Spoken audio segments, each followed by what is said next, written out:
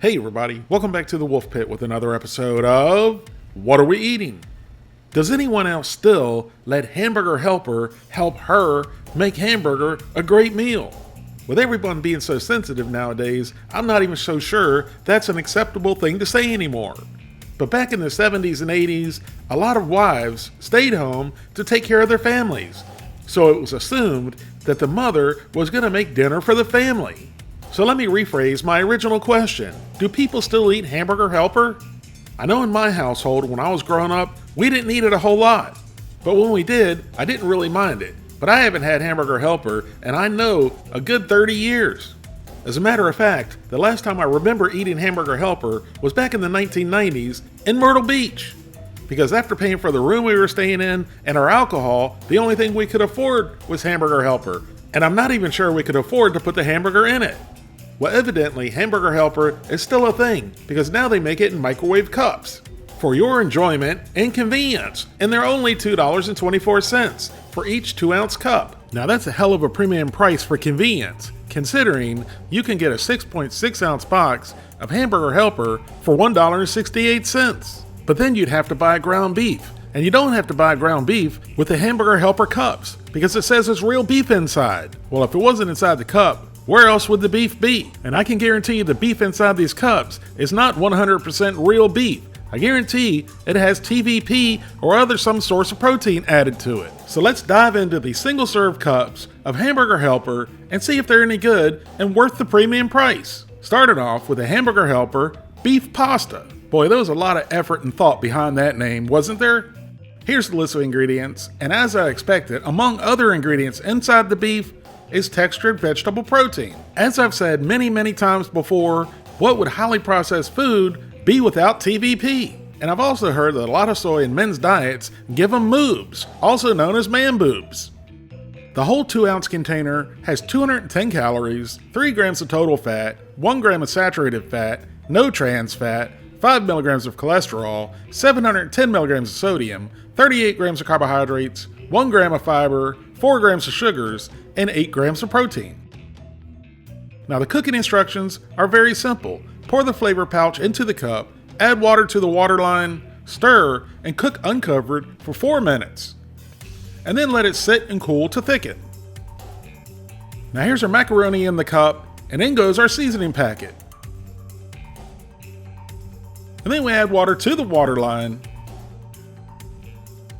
give it a mix, and look at those beautiful pieces of rat-sized droppings of beef. And then it goes into the microwave for 4 minutes.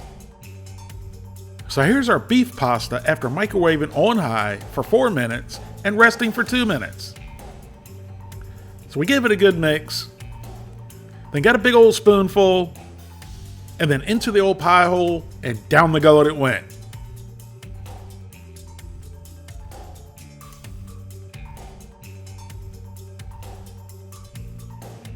And that tasted just like you put a bouillon cube in a cup of water and boiled it with macaroni. There was really no balance or depth of flavor. Well, there was really no flavor at all. It tasted like watered down beef broth. The macaroni was undercooked, starchy, and didn't have much flavor whatsoever. There was about as much thought put into this cup of Hamburger Helper as there was in the name. And I almost forgot about the real beef. That's what it said on the cup. Well, it tasted like little cardboard balls. Well, we're not off to a good start, Hamburger Helper, with your beef macaroni. It's not very good at all, and I'm giving it a 1 out of 10. Next, we have the Hamburger Helper Chili Macaroni, also known as Chili Mac. Here's the list of ingredients, and once again, we have the textured vegetable protein in the freeze-dried cooked beef topping, among all these other ingredients that are highlighted.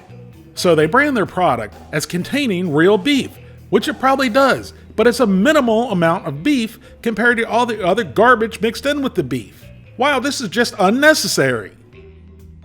The whole cup of chili macaroni Hamburger Helper has 220 calories, 3 grams of total fat, 1.5 grams of saturated fat, no trans fat, 5 milligrams of cholesterol, 530 milligrams of sodium, 38 grams of carbohydrates, 2 grams of fiber, 5 grams of sugars, and 8 grams of protein. Now for you, the people's viewing pleasure, I skipped adding the seasoning packet and the water to each cup of Hamburger Helper. So here's our Chili Mac Hamburger Helper after microwaving on high for 4 minutes and resting for 2 minutes to thicken. And it already looks and smells light years better than the beef macaroni. So we gave it a good mix and got a big old spoonful. And then say it with me, people, into the old pie hole and down the gullet it went. Now that's the flavor I was looking for with the Hamburger Helper.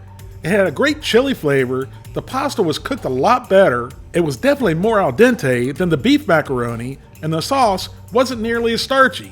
I think the flavor covered up some of the starchiness in it.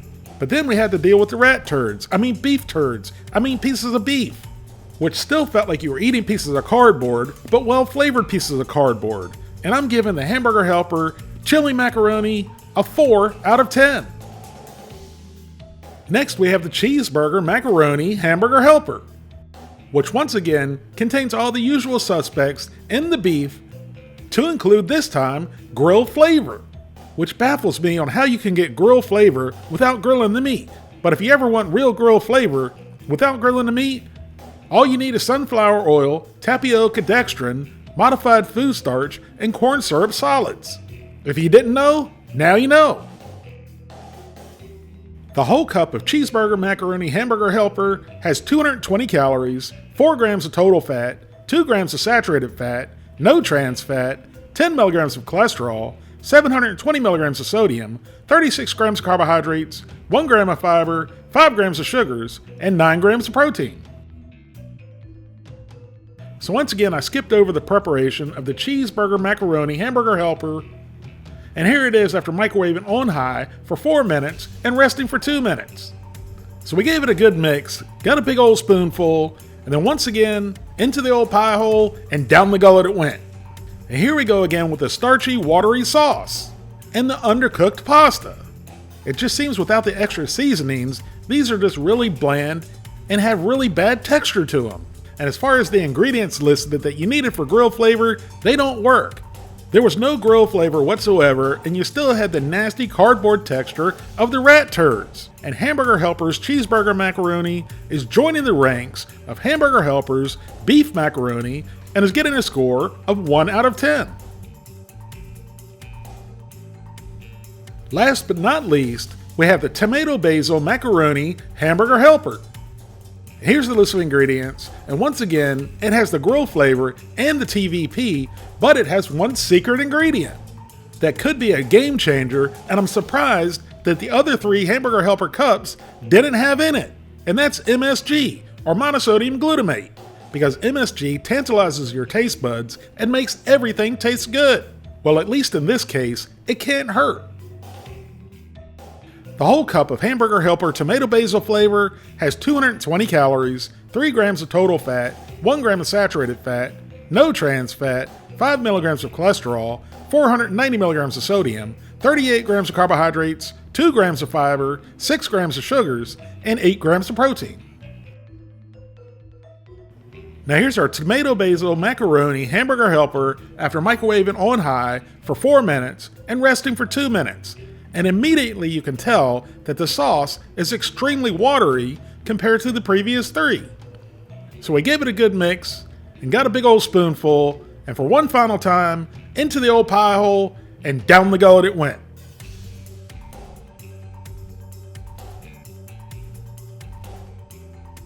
And I am really extremely disappointed in this Hamburger Helper because the flavor was fantastic. Wait a minute, fantastic is a stretch. The sauce was tasty, which reminded me of lasagna or spaghetti, but it was watery and starchy at the same time, if that makes any sense, and the pasta was still hard and undercooked. This one definitely needed some cheese for more texture and to thicken up the sauce. And again, the hamburger in this was not enjoyable whatsoever, unless you like eating cardboard pellets. And the Tomato Basil Macaroni Hamburger Helper gets a 2 out of 10. Thank you all very much for watching. Please don't forget to like this video, subscribe, and share it with your family and friends and your enemies, and I'll see you soon.